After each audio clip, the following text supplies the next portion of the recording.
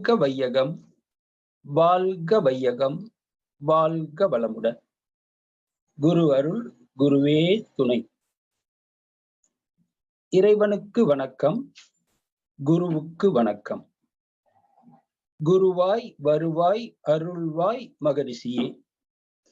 அனைவருக்கும் வணக்கம், வாழ்க வளமுடன். இன்றைய சிந்தனைக்கான தலைப்பு, இதுவும் கடந்து போகும், எதுவும் நிரந்தரம் அல்ல, உயிர் உட்பட. உயிர் போகாது என்று உங்களால் உத்தரவாதம் தர முடியுமா? முடியாது. கடும் தவம் செய்து 3 கோடி ஆண்டு ஆயுள் வாங்கியவன் இராவணன். அவன் அழிவிற்கு என்ன காரணம்? அறநெறி வாழ்க்கை இல்லை என்றால் உயிரும் கடந்து போகும். நான் நிரந்தரமானவன், அழிவதில்லை, எந்த நிலையிலும் எனக்கு மரணமில்லைன்னு கண்ணதாசன் பாடினார். அவருடைய புகழ் அறிவுக்குத்தான் நிரந்தரம், உயிருக்கு அல்ல. ஓடி ஓடி ஓடி ஓடி உட்கலந்த ஜோதியை நாடி நாடி நாடி நாடி நாட்களும் கழிந்து போய் வாடி வாடி வாடி வாடி மாண்டு போன மாந்தர்கள் கோடி கோடி கோடி கோடி என்றிருந்த கோடியே. இது சிவவாக்கியர் பாடல்ங்க. மாற்றம் என்பது மானுட தத்துவம். மாற்றம் என்பது மானுட தத்துவம். மாறாதிருக்க நான் வன விலங்கு அல்ல. இது கவியரசு கண்ணதாசன். மாற்றம் என்பது மாறாதது. மாறுவதெல்லாம் உயிரோடு, மாறாததெல்லாம் மண்ணோடு. இது கோச்சடையான் ரஜினிகாந்த். வாழ்க்கை என்பது போராட்டம் என்பார்கள். இது சாதாரண போராட்டம் அல்ல, மகாபாரத போராட்டம். எதிரில் நிற்பது யார் என்று தெரியாமல் அவசரப்பட்டு அபிமன்யு மாதிரி சக்கர வியூகத்தில் சிக்கிவிடக் கூடாது. 8 8 மனித வாழ்வை பிரிச்சுக்கோன்னு ரஜினி ஒரு படத்துல பாடுவார். ஒவ்வொரு 8லையும் ஒரு 7.5 இருக்குதுங்க. வாழ்க்கை என்றால் 1000 இருக்கும், வாசல் தோறும் வேதனை இருக்கும், வந்த துன்பம் எதுவென்றாலும் வாடி நின்றால் ஓடுவதில்லை, எதையும் தாங்கும் இதயம் இருந்தால் இறுதி வரையில் அமைதி இருக்கும். இதைத்தான் மகரிஷியும் சொல்கிறார், உலகம் அமைதி பெற வேண்டும் என்று. வாழ்க்கை என்பது பிறப்புக்கும் இறப்புக்கும் இடையே உள்ள கால நீளமே வாழ்க்கை என்று நம்ம குரு மகரிஷி சொல்கிறார். பிறப்பு இறப்பு, நடுவுல கொஞ்சம் கேப்பு, இதுதான் வாழ்க்கை.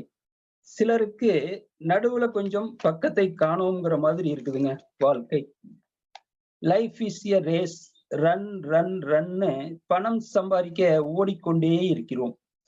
50 வயது வரை சம்பாதிக்கிறோம். 50 வயதிற்கு மேல் சம்பாதித்ததை கொண்டு போய் ஆஸ்பத்திரிக்கு செலவு செய்கிறோம். இது என்ன மாதிரி வாழ்க்கை? அண்ணன் என்னடா, தம்பி என்னடா, அவசரமான உலகத்திலே ஆசை கொள்வதில் அர்த்தம் என்னடா, காசில்லாதவன் குடும்பத்திலே.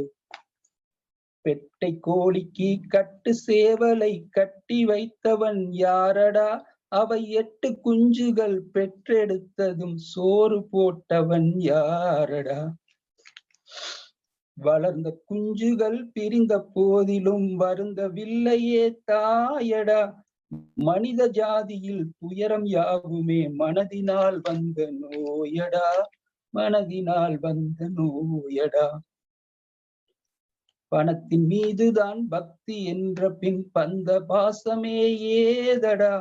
பதைக்கும் நெஞ்சினை அணைக்கும் யாவரும் அண்ணன் தம்பிகள் தானடா, அண்ணன் தம்பிகள் தானடா. நல்ல குரு கிடைக்கிறது ரொம்ப கஷ்டம்ங்க. நம்மளுக்கு நல்ல குரு கிடைச்சிருக்கார். நாம குருவை தேர்ந்தெடுக்கிறது இல்லைங்க, குருதான் நம்மை தேர்ந்தெடுக்கிறார். அறிவை கொடுப்பவர் குரு. அறிவை கொடுப்பதோ துரோணரின் கௌரவம், அவர் மேல் தொடுப்பதே அர்ஜுனன் கௌரவம். நடந்தது அந்த நாள், முடிந்ததா பாரதம், நாளைய பாரதம் யாரதன் காரணம். போரில்லா பாரதம்னு ஒன்று வந்ததுன்னா அதுக்கு காரணம் மகரிஷியாத்தான் இருப்பார். நான் யாருன்னு கேள்வி கேட்க சொல்றார், தற்சோதனை செய்ய சொல்கிறார். சொல்லுங்கள், நான் யார்? கடவுள் பாதி மிருகம் பாதி கலந்து செய்த கலவை நான், உள்ளே மிருகம் வெளியே கடவுள் விளங்க முடியா கவிதை நான். மிருகம் கொன்று கடவுள் வளர்க்க பார்க்கின்றேன், ஆனால் கடவுள் கொன்று உணவாய் தின்று மிருகம் மட்டும் வளர்கிறதே. நந்தகுமாரா நந்தகுமாரா, நாளை மிருகம் கொள்வாயா? மிருகம் தின்ற எச்சம் கொண்டு மீண்டும் கடவுள் செய்வாயா? விலங்கின பதிவுகளை போக்கி உள்ளே இருக்கும் மிருகத்தை மனிதனாக மாற்றி இறைநிலை அடையத்தான் மகரிஷி இத்தனை தவங்கள் நமக்கெல்லாம் கொடுத்து உலகத்திற்கு சமுதாயத்திற்கு தொண்டாற்றி இன்பம் காண்போம்னு மகரிஷி சொல்லி இருக்கிறாருங்க. என்னை ஏன் படைத்தாய் ஆண்டவன்னு கடவுளை நாம கேள்வி கேட்க முடியாதுங்க. ஆனால் குருவிடம் சந்தேகம், கேள்வி எல்லாமே கேட்கலாம்.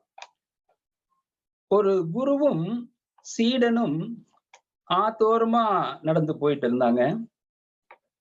ஆத்துல தண்ணி ஓடிட்டு இருந்ததுங்க. மீனெல்லாம் துள்ளி குதிச்சிட்டு இருந்தது. சீடன் குருவை பார்த்து, குருவே, இந்த தண்ணியில நாம விழுந்தா மூச்சு திணறி இறந்து போவோம். ஆனா இந்த மீனெல்லாம் தண்ணியிலேயே பிறந்து தண்ணியிலேயே வாழ்கிறதே, அதிசயமா இருக்குதேன்னு கேட்டாராம்.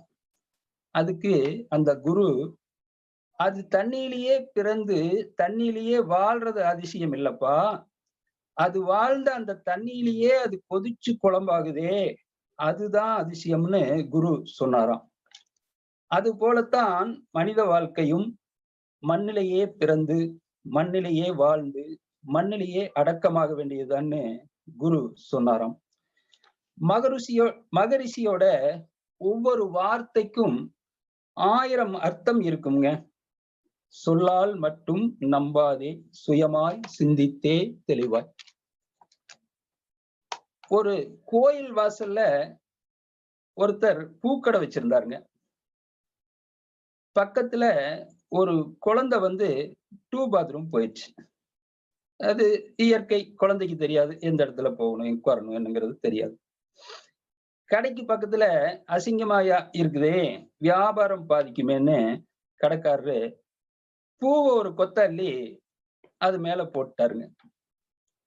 இத பார்த்துட்டு இருந்த ஒரு வெள்ளைக்காரன் லாங்குவேஜ் தெரியாத காரணத்தினால, இது ஏதோ வேண்டுதல் போல இருக்கு, நாமும் இது மாதிரி செய்யணுமோன்னு நினைச்சு அவரும் பூவை ஒரு கொத்த வாங்கி அது மேல போட்டார். இத பார்த்துட்டு போற ஆளு வார ஆளு எல்லாரும் ஆளுக்கு ஒரு கொத்த பூவை வாங்கி அது மேல போட்டுங்க. கடைசியில பார்த்ததுன்னா அது மலை மாதிரி ஆயிடுச்சு. சூடன் சாம்பிராணி காட்டி கும்பிடுறதுக்கு ஆரம்பிச்சுட்டாங்க. இது என்னடான்னா இதுதான் மலைச்சாமிங்கிறாங்க. இது மாதிரி மூட நம்பிக்கைகளைத்தான் மகரிஷி சொல்லால் மட்டும் நம்பாதே, சுயமாய் சிந்தித்தே தெளிவாய்ன்னு சொல்கிறார்.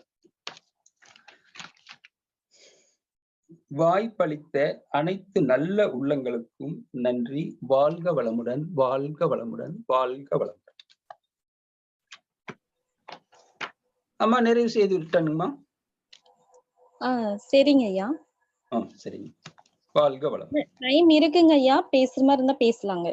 அம்மா இன்னைக்கு இந்த அளவுக்கு தான் நான் ப்ரிப்பேர் பண்ணிருக்கிறேங்கம்மா. இன்னொரு டைம் சேர்த்து பேசிடலாங்கம்மா.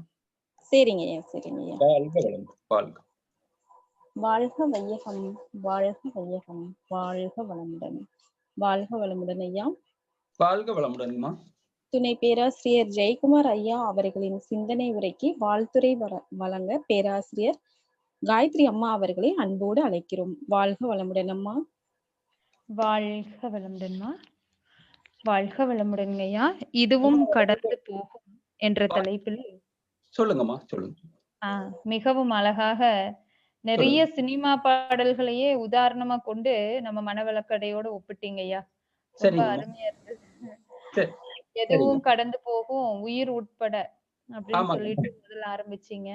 சரிங்க. கண்ணதாசனுடைய கவிதை சரிங்க. பாத்தீங்கன்னா மகரிஷி இது ரஜினியுடைய 8க்குள்ள மனித வாழ்க்கை இருக்குது அந்த பாட்டு. சரிங்கம்மா. நிறைய உதாரணங்கள் எடுத்திருக்கிறீங்க. எவ்வளவோ படங்கள் இருக்கு. இருந்தாலும் சிலதெல்லாம் வந்து ஒத்து போகிற மாதிரி நீங்க எடுத்து சொன்னது ரொம்ப ஆமாங்க. நல்லா இருந்ததுங்கய்யா. ஆமா, ஆமா. பிறப்பிற்கும் இறப்பிற்கும் இடையே தான் வாழ்க்கை நடந்துட்டு இருக்குது. அந்த வாழ்க்கை நம்ம எப்படி சரிங்க. கடந்து நம்ம வாழணும் அப்படிங்கறத நல்லா அழகா சொன்னீங்க. சரிங்க. நடுவுல கொஞ்சம் பக்கத்த காணோம். சரிங்க. அண்ணன் என்னடா, தம்பி என்னடா பாட்டெல்லாம் ரொம்ப அருமைங்கய்யா. சரிங்கம்மா. அதுல ரொம்ப குறிப்பா நீங்க சொன்னது, சரிங்க. போரில்லா பாரதம் அப்படின்னு ஒண்ணு வந்துச்சுன்னா, அது நம்ம ஆமா, நிச்சயம் அருட்தந்தையால தான் ஆமா. அப்படிங்கிறதையும் அழகா சொன்னீங்க. அது அறிவை கண்ணதாசன் கொடுப்பவர் சொல்லுங்க ஐயா. கௌரவம் படத்துல மகாபாரதத்தை பத்தி பாடுற பாட்டுங்கம்மா, கண்ணதாசனோட பாட்டு. அதிலிருந்து ஆ, உதாரணம் ஆ. எடுத்தோம். சரிங்க, சரிங்க ஐயா. அதாங்க ஐயா. நிறைய சரிங்கம்மா. சினிமா படங்கள் மூலியமா நீங்க உதாரணம் எடுத்தது ரொம்ப அருமையா இருந்துச்சுங்க ஐயா. சரிங்கம்மா. மனிதன் பாதி, மிருகம் பாதி. அது உண்மையாலுமே கரெக்ட் தாங்க ஐயா. மனிதன் பாதி, சரிங்க. மிருகம் பாதியா தான் இருக்கிறேங்க. மனிதனா வந்தா சரிங்க. தான் அதான் மகரிஷி சொன்னாரு. சரிங்க. மனிதன் மைனஸ் கலங்கங்கள் இஸ் ஈக்குவல் டு இறைவன். ஆமாங்கம்மா. அப்படி சொன்னாரு இல்லைங்களா ஐயா? இறைவன் பிளஸ் ஆமாங்கம்மா. இறைவன் அப்படி சொல்லியிருக்காரு இல்லைங்களா ஐயா? அதையெல்லாம் நம்ம நீங்க கரெக்ட்டா அந்த பாட்டுலயே சொல்லிட்டீங்க. ஆமாங்கம்மா. சொல்லால் மட்டும் நம்பாதே, சுயமாய் சிந்தித்தே தெளிவாய் அப்படின்னு அழகா ஆமா. சொன்னீங்க ஐயா. சரிங்கம்மா. அருமை. ஒரு கொஞ்ச நேரத்திலேயும் சொன்னாலும் ரொம்ப சரிங்க. தெளிவா அழகா சொன்னீங்க. சரிங்க. இதுவும் கடந்து போகும் என்று எதுவும் கூறி நிரந்தரம் அல்ல. ஆ அவ்வளவுதாங்க ஐயா. கரெக்ட்டுங்க, கரெக்ட்டுங்க. அம்மா, இது என்னோட உள்ளுணர்வா இருந்தது தான் நான் சொன்னேனுங்கம்மா. கொஞ்சம் யோசிச்சு பார்த்தீங்கன்னா, நானு வேதாத்திரியத்துல இருந்து கொஞ்சம் கடந்து வெளிய வந்துட்டேங்க. முழுசா சரிங்க. இருந்தாலும் என்னோட உள்ளுணர்வுங்க இது. எனக்கு மனசுல பட்டத பேசிட்டேன். ஏன்னா நல்லா நாங்க இருக்குதுங்க ஐயா. சரிங்கம்மா. ஏன்னா இப்பதான் நாங்க ட்ரெய்னிங்ல இருக்கிறோம்ங்க. எல்லாருமே ட்ரெய்னிங்ல தாங்க ஐயா இருக்கிறாங்க. யாருமே சரிங்க. வந்துட்டு முழுமையா இருக்கிறாங்களாங்கிறது கிடையாதுங்க. சுவாமிஜி தவிரைங்க. சரிங்க, சரிங்க. எல்லாருமே ட்ரெய்னிங்ல தாங்க ஐயா இருக்கிறாங்க. கெத்தா நல்லதுங்கம்மா. ட்ரெய்னிங் எல்லாம் சுவாமிஜி சொல்லுவாரு இல்லையாங்க ஐயா? ஆமாங்க. முன் பின்னாக இருக்கிறோம் அப்படின்னு சொல்லுவாரு இல்லைங்களா ஐயா ஒரு பாடல்ல. அது ஆமாங்கம்மா. மாதிரி தாங்க ஐயா. முன்னாடி இருக்கிறாங்க நம்மளுடைய பேராசிரியர்கள், முதுநிலை பேராசிரியர்கள்னா, சரிங்க. நம்மலாம் அவங்களுக்கு பின்னாடி இருக்கிறோங்க ஐயா. அவ்வளவுதாங்க ஐயா. ஒண்ணும் வித்தியாசமே இல்லைங்க ஐயா. ஆமாங்கம்மா. உண்மை, உண்மை. அதனாலங்க ஐயா மிக அற்புதங்க ஐயா. சரிங்கம்மா. அழகா சரி. பாடல்கள் நீங்க சொன்னது ரொம்ப எல்லாத்துக்கும் என்னன்னா இப்ப இருக்கிற சிச்சுவேஷன்ல இந்த சரிங்க. பாடல்கள சொல்லும்போது கொஞ்சம் என்னடா இப்படி சொல்றாங்கன்னு கேட்பாங்கய்யா. அது சரிங்க. புரிஞ்சு நீங்க சொன்னீங்கய்யா. ரொம்ப நன்றி. அதுக்கு வாழ்க ஒரு வளமுடன். காரணம் அதுக்கு ஒரு காரணமா என்னுடைய ஏஜ்மா எனக்கு 55 ஆச்சு. என்னுடைய அனுபவத்த வச்சு நான் இத பாட்டெல்லாம் சொன்னேங்க. அவ்வளவுதான். சரிங்கய்யா, சரிங்கய்யா. நல்லா இருந்துச்சுங்கய்யா. நல்லா சரிங்க. இருந்துச்சுங்க. சரிங்க, சரிங்க. வாழ்க எதுவும் வளமுடன். கடந்து போகுங்கய்யா. எதுவும் சரிங்க. கடந்து போகுங்கய்யா. ஆமாங்கம்மா. நன்றிங்க. வாழ்க வளமுடன். வாழ்க வளமுடன்ங்கய்யா. துணை பேராசிரியர் ஜெயக்குமார் ஐயா அவர்களுக்கு நன்றிகளும், வாழ்த்துக்களும். துணை பேராசிரியர் ஜெயக்குமார் ஐயா அவர்கள் வாழ்க வளமுடன். வாழ்க நன்றிம்மா. வளமுடன்ங்கய்யா. வாழ்க வளமுடன். வாழ்க வளமுடன். சரிங்கம்மா. நன்றிங்க. நன்றிங்கய்யா. சரி. நன்றி. வாழ்க வளமுடன் அம்மா. வாழ்க வளமுடன்மா. வாழ்க வளமுடன் அம்மா. அடுத்ததாக பெண்ணின் பெருமை என்ற தலைப்பில் துணை பேராசிரியர் தனசேகர் ஐயா அவர்கள் நம்மிடையே உரையாற்ற உள்ளார்கள். வாழ்க வளமுடன் ஐயா. வாழ்க வளமுடன்ங்கம்மா. வாழ்க வளமுடன் ஐயா. ஸ்டார்ட் பண்ணிக்கலாங்க ஐயா. ஆரம்பிக்கலாங்களா? வாழ்க வையகம், வாழ்க வையகம், வாழ்க வளமுடன். குரு வாழ்க, குருவே துணை. என் பேர் தனசேகருங்க. எனக்கு கொடுத்திருக்கிற தலைப்பு வந்து பெண்ணின் பெருமை. பெண்கள் பத்தி பெருமையா நிறைய சொல்லலாம். நான் மொழி தோன்றின வரலாறுல இருந்து ஆரம்பிக்கலான் இருக்கிறேங்க. மொழி தோன்றுனது காரணமா இருந்தது பெண்கள் தான். அது எப்படிங்கன்னு பார்க்கும்போது கற்காலத்துல மனிதர்கள் வேட்டையாட போகும்போது, ஆண்கள் வேட்டையாட போகும்போது உங்களுக்கு மொழி தேவைப்படல. ஏன்னா அங்க வந்து சைலன்ஸ் தான் முக்கியம். ஜாடைகள் காமிச்சுதான் வேட்டையாடுறாங்க. அங்க வந்து அமைதி தான், சைலன்ஸ். ஜாடைகள் மூலியமா தான் வேட்டையாடிக்கிறாங்க ஆண்கள். அப்புறம் பெண்கள் வீட்டுல குழந்தைய பராமரிச்சுட்டு வீட்டுல குகையில இருக்கும்போது அவங்களுக்கு தான் மொழி தேவைப்பட்டிருக்கு. ஏன்னா குழந்தைக்கும் தாய்க்குமான அந்த கம்யூனிகேட், அந்த ஒரு பாச பிணைப்புக்கு வந்து மொழி தேவைப்பட்டிருக்கு. அப்போ இயற்கையாவே மொழி தோன்ற ஆரம்பிச்சது எங்கன்னா தாய்க்கும் மகனுக்கும், அவங்க 2 பேருக்கு உண்டான ஒரு போராட்டத்துலதான் மொழியை உருவாக ஆரம்பிச்சிருக்கு.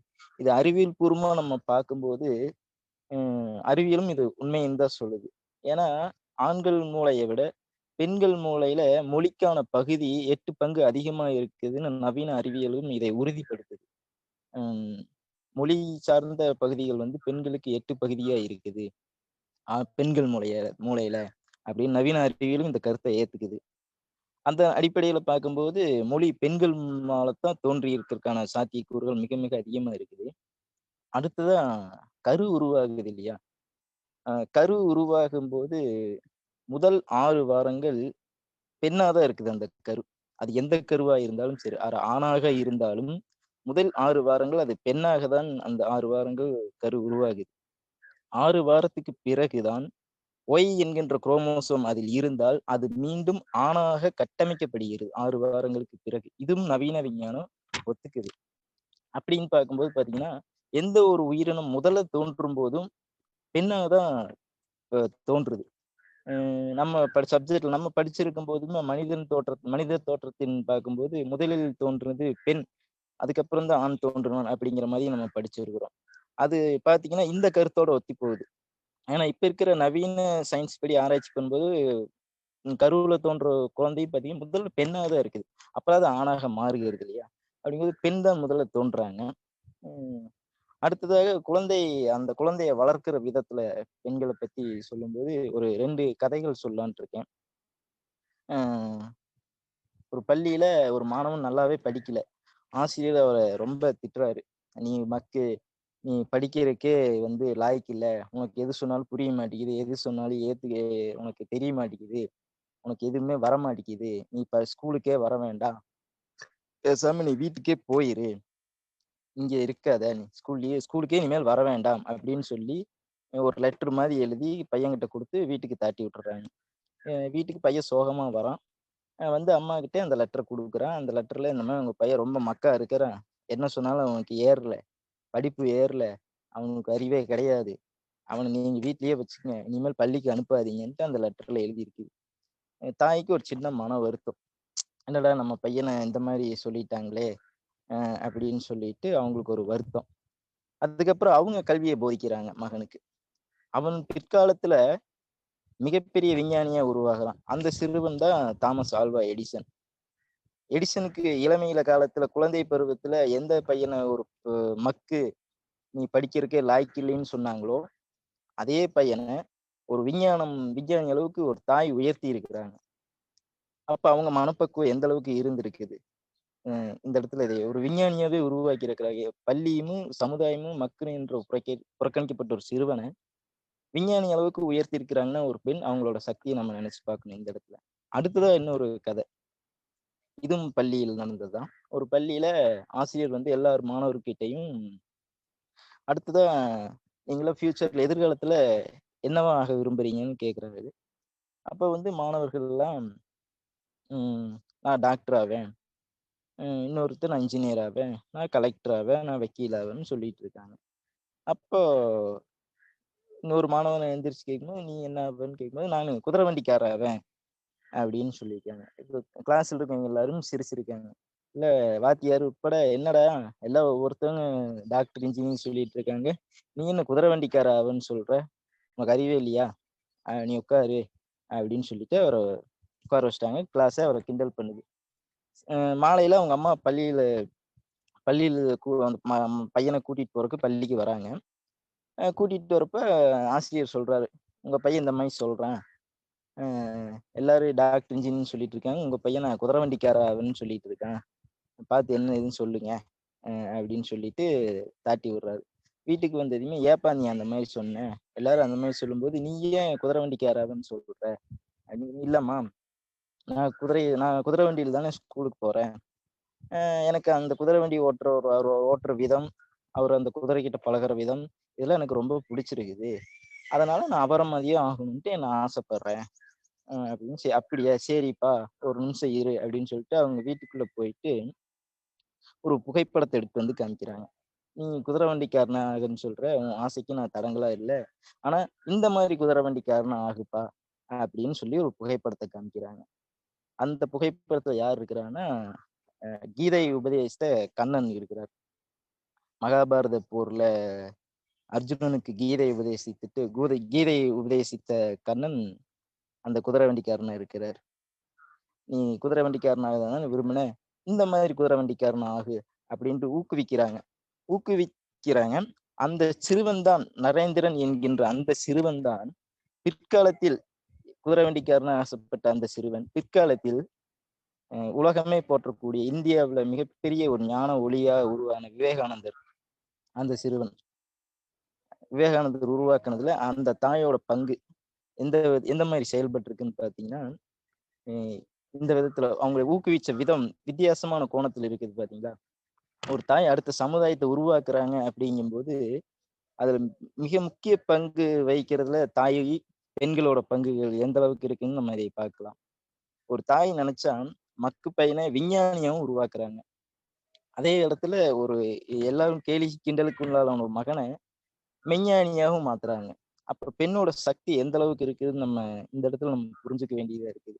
அவங்க எல்லாத்தையுமே மாற்றி அமைக்கக்கூடிய வல்லமை உடையவரா இருக்கிறாங்க. அதுக்கு உதாரணங்கள் தான் இது. இந்த மாதிரி சம்பவங்கள். அடுத்ததா நம்ம திருக்குறள் ஒண்ணு பார்க்கலாங்க. ஈன்ற பொழுதின் பெரிதுவாக்கும் தன் மகனை சான்றோன் என கேட்ட தாய் என்று வள்ளுவர் ஐயா கூட தாய்மையை போட்டுதான் சொல்றாங்க. பெண்கள் இந்த இடத்துல எந்த மாதிரி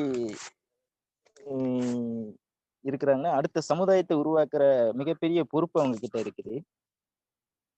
அந்த வகையில பார்க்கும்போது ஒரு கவி ஒண்ணு, ஒரு நவீன நாவலாசிரியரோட ஒரு கவி ஒண்ணு எனக்கு கிடைச்சது. அதை நான் பகிர்ந்துக்கலான் இருக்கேன். ஒரு பெண்ணிடம் நீ எதையாவது கொடுத்தால் அதை அவள் பெரிதாக்கி சிறப்பு செய்து விடுவாள். உன் உயிரிழவை கொடுத்தால் அவள் உனக்கு ஒரு குழந்தையாக தருவாள். ஒரு வீட்டை நீ கொடுத்தால் அதை அவள் குடும்பமாக மாற்றி காட்டுவாள். நீ மளிகை பொருட்களை கொடுத்தால் அவள் விருது படைப்பாள். நாம் கொடுப்பது எதுவாயினும் அதை பல மடங்கு பெரிதாக்குவது பெண்களின் குணம் அப்படின்னு ஒரு ஆங்கில நாவலாசிரியர் ஒரு கட்டுரையில சொல்லியிருக்கிறாரு. அதே மாதிரி இறைநிலையும் பாத்தீங்கன்னா, படைப்பவளை தான் முதலில் படைத்தது. என்னது, நம்மளை படைக்கக்கூடிய உயிரினங்களை படைக்கக்கூடிய பெண்மைதான் எல்லா உயிரினங்களையும் முதன்மையாக படைத்துள்ளது. அதுக்கு பிறகுதான் மற்ற பரிணாமங்களை கொண்டு வந்திருக்கிறது. இறைநிலைக்கும் அந்த அறிவு எந்த அளவுக்கு நுட்பமா வேலை செய்யுது அப்படின்னு பாக்குங்க. அதே அந்த விதத்துல பார்க்கும்போது நம்ம பெண்களுக்கு இயல்புலேயே புத்தி கூர்மை வேற அதிகம் இல்லையா. இது கூட நம்ம வேதாத்திரியும் கலக்குது. வேதாத்திரியும் நம்ம புத்தி கூர்மையுடைய பெண்களிடம் வேதாத்திரியும் கலக்கும் போது அவங்களும் அந்த வேதாத்திரிக்குள்ள இணைஞ்சு அவங்க அடுத்த ஒரு சமுதாயத்தை உருவாக்கும் போது நினைச்சு பாருங்க, எவ்வளவு விஞ்ஞானிகளும் எவ்வளவு தத்துவ ஞானிகளும் எவ்வளவு பெரிய ஆற்றல் மிக்க மனிதர்களும் அடுத்து ஜென்ரேஷன்ல நம்ம வேதாத்திரி குடும்பத்திலிருந்து உருவாக போறாங்கன்னு நினைக்கும் போது எனக்கு ரொம்ப ஒரு சந்தோஷமாவும் பூரிப்பாகவும் இருக்குது. இந்த இடத்துல நம்ம பாரதியார் ஐயாவோட கவிதையை ஒண்ணு சொல்லலாம். ஐயாவோட கவிதை, பாரதியோட கவிதை உச்சிதனை முகர்ந்தால் கர்வம் ஓங்கி வளருதடி, மெச்சி உனை ஊரார் புகழ்ந்தால் என் மேனி சிலுக்குதடி அப்படிங்கிறது பாரதியார் ஐயாவோட ஒரு கவிதையிலிருந்து இருக்கிற வரி. அப்ப நினைச்சு பாருங்க, நம்ம பெண்கள் வளர்க்குற அடுத்த சமுதாயம் ஊரார் புகழும் போது நம்ம எல்லாருக்குமே ஒரு சிலிர்ப்பா தான் இருக்கும். ஏன்னா அடுத்த சமுதாயத்தை உருவாக்கும் போது அடுத்த சமுதாயம் நல்ல நல்ல பிள்ளைகளா உருவாகி வர வர வர அது மிகப்பெரிய ஒரு உலகத்துல மிகப்பெரிய ஒரு மாற்றத்தை உருவாக்கான வல்லமை பெண்கள் கிட்டதான் இருக்குது. உலக அமைதி அப்படிங்கிற ஐயாவோட நம்ம ஒரு மிகப்பெரிய பயணத்தை நோக்கி நம்ம போயிட்டு இருக்கும்போது அதுல முக்கிய பங்கு வகிக்கக்கூடியது பெண்கள் தான். அடுத்ததா ஒரு சின்ன ஒரு ஆசைன்னு கூட சொல்லலாம். அடுத்த ஒரு பிறவி அப்படின்னு எடுக்கணும்ட்டு எனக்கு ஒரு ஆசை. அப்படி அந்த மாதிரி இருக்கும்போது பாத்தீங்கன்னா, மனவளக்கலை பயின்ற ஒரு தாயின் கருவறையில தோன்றணும்ட்டு ஆசை. எதனால அப்படின்னா, அவங்க துரியாதீத தவநிலையில சுத்தவெளி என்ற கும்மிருட்டில் மனம் வைத்து தவம் செய்யறாங்க. அந்த நேரத்துல வயிற்றுக்குள்ள குழந்தை இருக்குது. அந்த கருப்பையும் அதே கும்முருட்டு ஒத்ததா இருக்குது. அப்ப 2 நிலைகளுமே ஒன்று. தாய் வந்து ம் மனம் சுத்த வெளியின் மீது மனம் வைத்து தவம் ஏற்றுக் கொண்டிருக்கிறாள். இங்கு உள்ள கருவில் இருக்கும் குழந்தையோ அதே சுத்தவெளி கருவறை என்ற சுத்தவெளி கும்மிருட்டிலும் அதுவும் தன் மனதை வைத்து தவம் ஏற்றுக் கொண்டிருக்கிறது. இது 2யும் நம்ம நினைச்சு பார்க்கும்போதே பாரதியை சொன்ன வரிகள் தான் எனக்கு ஞாபகம் வருது. மறுபடியும் என் உள்ளம் சிலிர்க்குதடி அப்படின்னு ஐயா சொன்ன வரிகள் தான் எனக்கும் ஞாபகத்துக்கு வருது. அந்த மாதிரி ஒரு அற்புதமான ஒரு மிகப்பெரிய பொறுப்பும் இருக்குது. அதே விதத்துல பெண்களை பற்றி நம்ம மகரிஷி அவர்கள் ஒரு கவி கொடுத்திருக்காங்க. அந்த கவி இந்த இடத்துல நான் சொல்லலான்ட்டு விரும்புறேன். பெண்ணினத்தின் பெருமதிப்பை உணர்ந்தே உள்ளேன். பேருலகில் வாழ்கின்ற மக்கள் எல்லாம் பெண்ணினத்தின் அன்பளிப்பே எனில் வேறென்ன பெருமை இதைவிட எடுத்து சொல்வதற்கு. பெண்ணினத்தின் இயல்பு பெற்ற மக்கள் தம்மை பிறவளர்க்க அமைதியார் மனம் ஒவ்வார். பெண்ணினத்தின் விடுதலைக்கு இந்த தியாகம் பேருலக அமைதிக்கும் அவசியம் ஆம் என்று முடிக்கிறாரு. அவரும் ஐயாவும் அதே கருத்துதான். பேருலக அமைதியாக இருக்கு பெண்ணினத்தோட பங்கு தான் வந்து ரொம்ப முக்கியமா இருக்குதுன்னு ஐயாவும் வலியுறுத்துறாரு. அந்த வகையில் நம்ம பார்க்கும்போது பெண்களோட பங்கு மிக முக்கியமானதா இருக்குது. அவங்க குழந்தை வளர்ப்புல இருந்து சமுதாயத்துல நெறிப்படுத்துறதுல இருந்து அடுத்தடுத்த அவங்களோட பொருளாதார நிலைகள். இப்ப இருக்கிற பெண்கள் பார்த்தி கல்வியிலையும் சிறந்து விளங்குறாங்க, பொருளாதாரத்திலையும் சிறந்து விளங்கிக்கிட்டு வராங்க.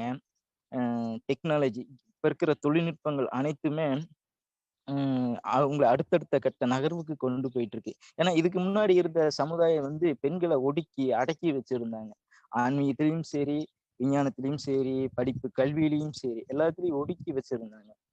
பல ஞானிகளும் மகான்களுக்கு உள்ளுணர்வா தோன்றின ஒரு விஷயம், உள்ளுணர்வா அவங்களுக்கு வந்த விஷயம் பெண்களை முன்னேற்றி கொண்டு வரணும். எல்லா ஞானிகள் மகான்களுக்கும் தோன்றுனது. அது இந்த காலகட்டங்கள்ல செயல்பாட்டுக்கு வந்துகிட்டு இருக்குது. அப்படிங்கும்போது இந்த காலகட்டம் சரியான ஒரு காலகட்டம். மனவளக்கலையில இருக்கிற பெண்கள்லாம் எனக்கு நினைக்கும் போது ரொம்ப பெருமையாவும் கர்வமாவும் இருக்கு. பாரதியார் சொன்ன மறுபடியும் அதே வரி எனக்கு கர்வமா இருக்கும். ஏன்னா அவங்க வளர்க்கக்கூடிய குழந்தைகள், அவங்க உருவாக்கக்கூடிய குழந்தைகள், அவங்களோட குடும்பங்கள் இதெல்லாம் எப்படி இருக்கும் பார்த்தீங்கன்னா ரொம்ப ஒரு அற்புதமாதான் இருக்கும்.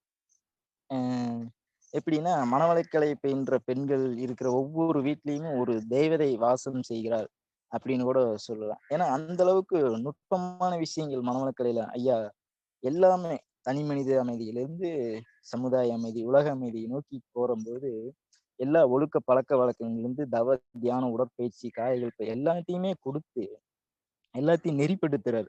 அதை பெண்கள் கீழே இருக்கும்போது ஒரு பெண் கிட்ட இருக்கும்போது அது அந்த குடும்பமே மிகப்பெரிய உள்ள மாற்றத்தையும் மிகப்பெரிய அளவில் நெறிப்படுத்திருக்கவும் ரொம்ப ரொம்ப அது துணையா இருக்குது. அந்த வகையில பார்க்கும்போது பெண்கள் மிகவும் சிறந்த ஒரு காலகட்டத்தில் இருக்கிறாங்க. ஒரு அற்புதமான காலகட்டம் இது. இந்த காலகட்டத்தை பயன்படுத்தி இன்னும் இன்னும் அடுத்தடுத்து வேதாத்திரியத்தை உலகம் முழுவதும் பரப்புவோம் என்றும், உலக அமைதிக்கு நாம் அனைவரும் சேர்ந்து பெண்களை முன்னிறுத்தி பெண்களுக்கு உறுதுணையாகவும் பாதுகாப்பாகவும் இருந்து அவங்களை வழிநடத்துவோம் என்று கூறிக்கொண்டு எனது சிற்றுரையை முடித்துக் கொள்கிறேன். வாழ்க வளமுடன். வாழ்க வளமுடன் ஐயா, வாழ்க வளமுடன். வாழ்க வளமுடன்மா. வாழ்க வளமுடன் ஐயா. துணை பேராசிரியர் தனசேகர் ஐயா அவர்களின் சிந்தனை உரைக்கு வாழ்த்துரை வழங்க பேராசிரியர் காயத்ரி அம்மா அவர்களை அன்போடு அழைக்கிறோம். வாழ்க வளமுடன் அம்மா. வாழ்க வளமுடன் ஐயா. வாழ்க வளமுடன் ஐயா. பெண்ணின் பெருமை, ஒரு ஆண் வந்து பெண்களினுடைய பெருமையை பேசுறதுங்கிறது ரொம்ப அழகா இருந்ததுங்கய்யா. ஆண்கள் தான் பேசுறாங்கய்யா. பேசணும். கண்டிப்பாங்கய்யா. எங்களுக்கு தாமா அந்த குடிப்பினை, அது அந்த அந்த வரத்தை எங்களுக்கு நீங்க கொடுங்கம்மா. கண்டிப்பாங்கய்யா. ரொம்ப அழகா நிறைய விஷயங்கள் சொன்னீங்கய்யா. மிக அற்புதங்கய்யா. ஆண்களை விட பெண்களுக்கு அந்த மூளை அதிகமாக உள்ளது. அந்த இது நீங்க ரொம்ப சயின்டிபிக்கா சொன்னது ரொம்ப நல்லா இருந்ததுங்கய்யா. இதெல்லாம் வந்துட்டு தெரிஞ்சுக்கணும். ஒவ்வொரு ஆண் மகன்களும் தெரிஞ்சுக்கணும். முதல் கண்டிப்பாங்கம்மா. 6 வாரங்கள் பிறகுதான் ஆணாகவே இருக்குது குழந்தை அப்படிங்கிறது இப்ப சயின்ஸ் நிரூபிச்சுட்டு இருக்குது அப்படிங்கிறதையும் அழகா நீங்க அது ஒரு நியூஸா சொன்னீங்கய்யா. அது ஆமாங்க. ரொம்ப நல்லா இருந்துச்சுங்க. முதலில் தோன்றிய உயிரினமும் பெண் தான் அப்படிங்கிறத அதையும் சொன்னீங்க. எங்கிருந்து இதெல்லாம் நிறைய கலெக்ட் பண்ணியிருக்கிறீங்கய்யா. ஆமாங்கம்மா. நெறைய கேட்டேங்க. நெறைய படிச்சேன். அது எடுத்ததுங்கம்மா ஒவ்வொரு பக்கம் இருந்து. பரவாயில்லைங்கய்யா. ரொம்ப நல்லா இருந்ததுங்கய்யா. தாமஸ் ஆல்வா எடிசன் அவங்க எப்படி அவர் ஒரு விஞ்ஞானி ஆனாரு, அவங்க அம்மாவும் அவருடைய தாய் எப்படி அவங்கள ஊக்குவிச்சாரு அப்படிங்கிறதையும் சொன்னீங்க. அதே போல நம்மளுடைய விவேகானந்தர், நரேந்திரன் அவர் எப்படி அவருடைய தாய் ஊக்குவிப்பினால அவரும் எப்படி இப்படி ஆனாரு, ஒரு மகான் ஆனாரு அப்படிங்கிறதையும் அழகா சொன்னீங்கய்யா. ஈன்ற பொழுதில் பெரிதுவக்கும் சான்றோன் என இந்த திருக்குறளுக்கு நீங்க அழகா அர்த்தம் சொன்னீங்க. வருங்கால சந்ததி உருவாக்க போறதே இந்த பெண்கள் தான். அதையும் அழகா ஆமா. சொன்னீங்கய்யா. ஆங்கில நாவலாசிரியர் ஒருத்தர் கூறியத அந்த கவிதை நீங்க அதுவும் ஆமா. அழகா இருந்துச்சுங்கய்யா. நிறைய அதை எழுத முடியல. சரி, சரிங்க. இயல்பிலே புத்தி கூர்மை அவங்களுக்கு அதிக பெண்களுக்கு. ஆமா. அழகா சொன்னீங்கய்யா நிறைய விஷயங்கள். பாரதியாருடைய கவிதை ஆமாங்க. நல்லா இருந்துச்சுங்க ஐயா. நல்லா இருந்துச்சுங்க பாரதியாருடைய கவிதை. அடுத்த சரி. பிறவி இது ரொம்ப அழகா இருந்ததுங்க ஐயா நீங்க சொன்னது. அது அடுத்த எனக்கு பிறவி எனக்கு எனக்கு உள்ளுணர்வா தோன்றதும்மா. அது ஒரு பூரிப்பான ஒரு நிலை இல்லையா? ஏன்னா துரியாதீத தவம் கண்டிப்பாங்கய்யா. நம்ம இப்பதான் துரியாதீத தவம் பண்றோம். நம்ம ஏற்கனவே கருவுரை இருந்த அதாங்கய்யா. ஒரு அனுபவம் அது எனக்கு சும்மா தோன்றுச்சுங்க. அதனால பதிவு பண்ணுங்க அவ்வளவுதான். சரிங்கய்யா. ரொம்ப சந்தோஷங்கய்யா. ரொம்ப சந்தோஷங்க. அடுத்த பிறவின்னு எடுத்தா மனவளக்கலை பயிற்சி எடுத்த ஒரு தாயினுடைய வயிற்றுல பிறக்க வேணுங்கிறது சுவாமிஜி கேட்டாருன்னா ரொம்ப சந்தோஷப்படுவாருங்கய்யா. அதுலயும் மனவளக்கலை ஆசிரியர்கள் இருக்கிற வீட்டுல இருக்கிற பெண் குழந்தைகள் எல்லாம் தேவதைகள்னு சொன்னீங்கய்யா. ரொம்ப மகிழ்ச்சிங்கய்யா. ரொம்ப சந்தோஷம்.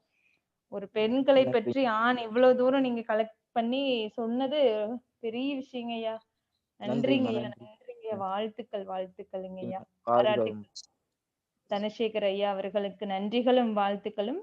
துணை பேராசிரியர் தனசேகர் ஐயா அவர்கள் வாழ்க வளமுடன். துணை பேராசிரியர் வாழ்க தனசேகர் ஐயா அவர்கள் வாழ்க வளமுடன்ங்கய்யா. வாழ்க நன்றிகளுங்கய்யா. வாழ்க வாழ்க வளமுடன். வளமுடன். நன்றிங்கம்மா. நன்றி. நன்றிங்கய்யா. நன்றிங்கய்யா. ஓகே. வாழ்க வளமுடன் ஐயா. வாழ்க வளமுடன். வாழ்க வளமுடன்மா. வாழ்க வளமுடன் ஐயா. அடுத்ததாக ஆண்டவன் போட்ட கணக்கு என்ற தலைப்பில் துணை பேராசிரியர் பிரவீனா அம்மா அவர்கள் நம்மிடையே உரையாற்ற உள்ளார்கள். அம்மா அவர்களை வாழ்க வளமுடன். வாழ்க வளமுடன்ங்கம்மா. வாழ்க வளமுடன்மா. ஸ்டார்ட் பண்ணிக்கலாங்கம்மா. வாழ்க வையகம், வாழ்க வையகம், வாழ்க வளமுடன். குரு வாழ்க, குருவே துணை. இந்த அமைதியான மதிய வேளையிலே எனக்கு வாய்ப்பளித்த கரும்பாளையம் அறக்கட்டளைக்கும் அதன் நிர்வாகிகளுக்கும், திருப்பூர் மண்டலத்திற்கும் அதன் நிர்வாகிகளுக்கும் என்னுடைய நன்றியையும் வாழ்க வளமுடன் என்ற வாழ்த்தினையும் கூறிக்கொண்டு, இன்று உங்களுடன் ஆண்டவன் போட்ட கணக்கு என்ற ஒரு தலைப்பிலே சிறிது சிந்திக்க உள்ளேன். ஆண்டவன் போட்ட கணக்கு அப்படின்னா இயற்கையில என்ன நீதி இருக்கு அப்படிங்கிறத சிறிது உங்களோட சிந்திக்கலான் இருக்குங்க. இறைவன் அப்படின்னு பாத்தீங்கன்னா இயற்கை, இயற்கை தான் இறைவன், இறைவன் தான் இயற்கை இல்லைங்களா? இயற்கை நீதின்னு ஒண்ணு இருக்குதுங்க, சமுதாய நீதின்னு ஒண்ணு இருக்குது. இயற்கை நீதி வந்து என்னைக்குமே தவறே பண்ணாதுங்க. ஆனா சமுதாய நீதி வந்து நிறைய தவறு பண்ணுங்க. இயற்கை வந்து பாத்தீங்கன்னா நமக்கு எல்லா வளங்களையும் எல்லா செல்வங்களையும் அள்ளி அள்ளி கொடுத்துருக்குதுங்க. கொஞ்சமெல்லாம் கொடுக்கலைங்க, நிறைய அள்ளி கொடுத்துருக்குது. ஓரறிவுல இருந்து 5 அறிவு ஜீவராசி வரைக்கும் அதையெல்லாம் எப்படி அனுபவிக்குதுன்னு பாத்தீங்கன்னா, இயற்கையோட இணைஞ்சு, இயற்கையை மதிச்சு, இயற்கையை அழிக்காம, இயற்கையோட கூடிய இன்பமான ஒரு வாழ்க்கைய வந்து அது வாழ்ந்துட்டு இருக்கு. ஆனா நம்ம 6வது அறிவுல மலர்ச்சி அடைஞ்ச மனிதனாகிய நாம் எப்படி வாழ்ந்துட்டு இருக்கோங்க, இயற்கை வாழ்வை எல்லாம் துறந்துட்டு இயற்கையை அழிச்சு வாழ்ந்துட்டு இருக்கோம் இல்லைங்களா? இயற்கையில இன்னைக்கு வாழ்றதுன்றது கொஞ்சம் சிரமமா இருக்குது. நம்ம நிறைய செயற்கைய வந்து உள்ள கொண்டு வந்துட்டோங்க. இயற்கை வந்து வற்றா இருப்பா இருக்குங்க. அள்ள அள்ள குறையாம குடுத்துக்கிட்டே இருக்குமாமா. அதே போல பாத்தீங்கன்னா நமக்கு தேவையான நேரத்துக்கு நமக்கு ஆற்றலையும் சக்தியும் கொடுத்துக்கிட்டே இருக்குமாமா. கருணையோட இருக்குது. இயற்கை நீதி வந்து பாத்தீங்கன்னா சரியான முறையில தான் நம்மளை நடத்தி போய்க்கிட்டே இருக்குது. எந்த தவறுமே பண்ணாது. எந்த குறையுமே கொடுத்ததும் கிடையாது. என்ன வளம் இல்லை இந்த திருநாட்டில், இல்லைங்களா? அப்ப ஆனா நம்ம என்ன பண்றோங்க, எனக்கு எல்லாமே வந்து தப்பாதான் நடக்குது அப்படின்னு சொல்லி பேசிக்கிட்டே தான் இருக்கிறோம். இயற்கை வந்து ஒண்ணு என்ன செய்யுங்க, கொடுத்து காப்பாத்தும், இல்லாட்டினா கெடுத்து காப்பாத்துமா. எந்த சூழ்நிலையிலையும் மனிதனை வந்து இது பண்ணவே விடாதுங்க. காப்பாத்திக்கிட்டு தான் இருக்குது. ஒவ்வொரு சூழ்நிலையிலையும் நம்மளை காப்பாத்திக்கிட்டு தான் இருக்குது. இன்னைக்கு நம்ம வந்து டெக்னாலஜில நிறைய வளர்ந்துருக்கோம். ஒரு செல்போன்லயே நம்ம உலகத்தையே கைக்குள்ள கொண்டு வந்துட்டோம் இல்லைங்களா? ஒவ்வொரு போன் எடுத்துக்கிட்டீங்கன்னா எல்லார்கிட்டயும் இன்னைக்கு போன் இருக்குது. போன்ல வந்து எல்லாமே நம்ம கைக்குள்ள வந்துருச்சு. அதே போல காலையில ஒரு நாட்டுல இருக்கிறோம், இன்னொரு நாட்டுக்கு போகணும் நம்ம அப்படின்னு சொன்னா, சாயந்தரமே அந்த நாட்டுக்கு போகக்கூடிய அளவுல நம்ம விஞ்ஞானம் வந்து நிறைய முன்னேறி தான் இருக்கிறோம். ஆனா இயற்கையை மதிச்சு அது அதன் போக்குல தான் நம்ம வாழ்ந்துட்டு இருக்கோமா அப்படின்னு பாத்தீங்கன்னா, அதுக்கு பதில் வந்து இல்லைதான், இல்லைங்களா? இயற்கை வந்து ஒரு கணக்கு போட்டுதான் நம்மளை வந்து இயக்கிக்கிட்டு இருக்குங்க. ஆனா நம்ம என்ன பண்றோங்க, நம்ம எண்ணத்தினால வர்ற செயல்கள்னால இயற்கைக்கு எதிரா வந்து நம்ம வேலை பார்த்துக்கிட்டு இருக்கோம். மகரிஷி அழகா இந்த இடத்துல ஒண்ணு சொல்றாருங்க. தப்பு கணக்கிட்டு தானொன்றை எதிர்பார்த்தால் ஒப்புமோ இயற்கை விதி ஒழுங்கமைப்பிற்கேற்றபடி அப்போதைக்கப்போதே அளிக்கும் சரி விளைவு எப்போதும் கவலையுற்று இடர் பெறுவார் இதை உணரார் அப்படிங்கிறாரு நம்மளுடைய வேதாத்ரி மகரிஷி. தப்பு கணக்கு போட்டு நம்மளா ஒண்ணு செஞ்சுட்டுங்க, கடைசியில என்ன சொல்றாங்க, நான் செஞ்சதுனால அப்படி வந்துச்சுன்னு என்னைக்காவது சொல்றோமா? சொல்றதே கிடையாது. எல்லாமே வந்து பாரேன், எனக்கு மட்டும் இப்படி எல்லாமே கெட்டதே நடக்குது சொல்றீங்களா? ஆனா ஒரு மனிதனுடைய வாழ்வு எப்படி இருக்குதுன்னு சொல்லி மகரிஷி சொல்றாருன்னா, எண்ணம், சொல், செயல், விளைவு, பதிவு, வாழ்க்கை அப்படின்ற முறையில தான் அமையுது அப்படின்னு சொல்றாங்க. நம்ம என்ன எண்ணுறோமோ அதுதான் சொல்லா வருது, அதுதான் செயலா செய்யறோம். அதனுடைய விளைவு, அதனுடைய பதிவா நம்ம கிட்ட இருந்து அந்த பதிவு தான் நம்மளுடைய வாழ்க்கை முறைய வந்து அமைக்குது, இல்லைங்களா? செயல்ல வந்து விளைவு தெய்வ ஒழுங்கு எப்படி கொடுத்துருக்குதுன்னு பாத்தீங்கன்னா, இன்பமா கொடுக்குது, துன்பமா கொடுக்குது, அமைதியா கொடுக்குது, பேரின்பமா கொடுக்குது. செயல் செய்வது மனிதன், விளைவா வருவது இறைநிலை. கடமையை செய், பலனை எதிர்பார்க்காதே அப்படின்னு சொல்லி, அதனாலதான் கீதையில கிருஷ்ண பரமாத்மா நம்மளுக்கெல்லாம் சொன்னாரு. எச்செயலும் மூலமெனும் எண்ணத்தால் ஆகும்னு சொல்லி நம்மளுடைய வேதாத்ரி மகரிஷி சொல்றாங்க. எல்லா செயலுக்கும் மூலம் எதுங்க? நம்மளுடைய எண்ணம் தான். செயலுக்கு விளைவு அப்படின்னா என்னங்க? தவறு இன்றி தக்கபடி இறையாற்றலால் வழங்கப்படும் நீதி. அதுதான் அதனுடைய பொருளுங்க. எல்லா சூழ்நிலையும் நம்ம என்ன செஞ்சோமோ அதுக்கு உண்டான பலன் நம்மளுக்கு கொடுத்துக்கிட்டே இருக்கும். அது நீங்க என்ன செய்யறீங்களோ அதை பொறுத்து. செயலிலே விளைவாக தெய்வ ஒழுங்கமைத்திருக்க பயனென்ன தவறிழைத்து பரமனை பின் வேண்டுவதால் அப்படிங்கிறாரு வேதாத்ரி மகரிஷி. நம்ம ஒரு செயல் செஞ்சுட்டு எல்லாமே தப்பு செஞ்சுட்டு கரெக்டாவே நடக்கணும்னா எப்படிங்க? இல்லைங்களா? அப்போ இந்த இயற்கை வந்து பாத்தீங்கன்னா நம்மளுக்கு எல்லா நேரத்திலையும் தவறு செய்யறது இல்லை. நம்ம தான் தவறான செயல் செஞ்சு ஏதோ ஒரு நமக்கு கஷ்டம் வருது. இந்த இயற்கை வந்து பஞ்சபூதங்கள் வழியா மனிதனுக்கு மத்த உயிரினங்களுக்கு அன்பும் கருணையுமா எப்படி இருக்குதுன்னு சொல்லி கொஞ்சம் நம்ம சிந்திக்கலாங்க. நிலத்தை நமக்கு பஞ்சபூதங்கள்னா தெரியுங்க. நிலம், நீர், நெருப்பு, காற்று, விண். நிலம் அப்படின்னு எடுத்துக்கிட்டீங்கன்னா பூமியில வாழ்றதுக்கான அனைத்து உயிரினங்களுக்கும் தேவையான அனைத்து விதமான செல்வங்கள், வளங்கள் எல்லாமே கொடுத்துட்டு இருக்கு, இல்லைங்களா? மகரிஷி சொல்வாங்க, நிலம் வந்து நமக்கு தேவையான எல்லாத்தையுமே கொடுக்க வல்லது அப்படின்னு சொல்லி சொல்லுவாங்க. அது வந்து அன்பு, இல்லைங்களா? அப்ப அது எப்ப எல்லா நேரமுமே கொடுத்துட்டே இருக்குங்களா அப்படின்னு பாத்தீங்கன்னா, நமக்கு எப்ப தேவையோ அந்த ஆற்றலும் சக்தியும் கொடுக்குது பாத்தீங்களா, அதுதான் கருணை. அந்த 2மே நம்மளுக்கு குடுத்துட்டு தான் இருக்குது. ஆனா நம்ம இன்னைக்கு இந்த நிலத்தை என்ன பண்ணி வச்சிருக்கோம்? மனிதனாகிய நாம் என்ன பண்ணி வச்சிருக்கிறோங்க? இந்த மண்ணை வந்து மலடாக்கிட்டோம். நிலத்தை குடைஞ்சு குடைஞ்சு போர் போடுறோம்னு சொல்லி நிலநடுக்கம் வந்துருச்சு. ஜப்பான்ற ஒரு நாட்டை வந்து ஒரு பெரிய அணுகுண்டு ஒண்ணு, சக்தி வாய்ந்த அணுகுண்டு ஒண்ணு போட்டுங்க, புல்லு கூட முளைக்க முடியாத அளவுக்கு அப்படி ஒரு மனிதனுக்கு வந்து அவ்வளவு கோபம், அவ்வளவு ஆக்ரோஷத்தோட ஒரு நாட்டையே அழிக்கிற அளவுக்கு இன்னைக்கு மனித மூளையை வந்து விஞ்ஞானம் வந்து வளர்த்திருக்குது, இல்லைங்களா? நம்ம அப்படித்தான் எடுத்து வச்சிருக்கிறோம். நீர் எடுத்துக்கிட்டீங்கன்னா, நீரை வந்து கருணை மழைன்னே சொல்லுவாங்க. நீர் வந்து பள்ளத்தை நோக்கி பாயக்கூடிய தன்மை உடையது. அது அப்ப ஒரே இடத்துல தேங்கி இருந்தா என்ன ஆகுங்க? குட்டையாகி சாக்கடையா மாறி நமக்கெல்லாம் எதுக்குமே பயன்படாத ஒரு நீரா போயிரும். ஆனா அந்த கடவுளோட கருணை எப்படி இருக்குங்க? அது ஆவியாகி மேகங்களாகி எல்லாருக்கும் உபயோகப்படுற வகையில நதியா ஆறா நல்ல நீரா ஒவ்வொரு இடத்துலயும் மாத்தி ஒவ்வொரு ஜீவராசிகளும் பயன்படக்கூடிய வகையில நமக்கு திருப்பி கொடுத்துருக்குது. ஆனா நம்ம என்ன செஞ்சோங்க, அங்கங்க அணை கட்டி வச்சுக்கிட்டோம். நம்ம எனக்கு இந்த தண்ணி எனக்கு வரைக்கும் சொந்தம், உனக்கு கொடுக்க மாட்டேன், எனக்கு கொடுக்க மாட்டேன்னு ஒரு வட்டத்துக்குள்ள சுருக்கி வச்சுட்டோம் இல்லைங்களா? அப்புறம் நெருப்பு எடுத்துக்கிட்டீங்கன்னா, இந்த நெருப்பு இல்லாம ஏதாவது ஒரு விஷயம் பண்ண முடியுங்களா அப்படின்னு பாத்தீங்களா, எதுவுமே நம்ம பண்ண முடியாது. ஒரு அரிசி இருக்குது, பருப்பு இருக்குது, ஒரு தண்ணி இருந்தாலும் கூட அதை சூடு பண்றதுக்கு என்ன வேணுங்க, அதுக்கு தகுந்த மாதிரி நெருப்பு வேணும். அதையும் இந்த இயற்கை கொடுத்துருக்குதுங்க.